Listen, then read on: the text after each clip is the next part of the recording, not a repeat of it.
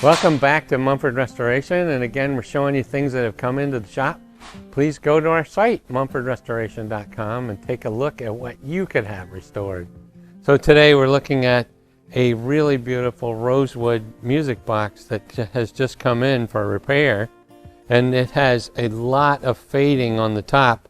You can see that this is somewhat of the original color with the original inlay and some hand painting work here. But on the top, the veneer, the rosewood veneer, has become very dry. It has some bubbles in it, and it's missing some of the marquetry work. We have apple wood and some fir and some other pieces of maple and some ebony that are inlaid in the top. And one of our craftsmen are going to work on replacing each of these pieces of flower and marquetry that's missing. You can see inside that it definitely has some age to it. It's all been lacquered black inside, and it usually has some instructions that are posted here in the top, and then it has the speed and the guidance to to make the music box work.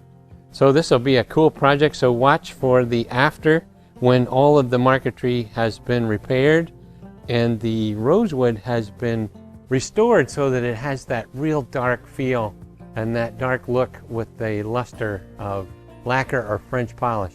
I think we're going to apply French polishing to this piece. So watch for that.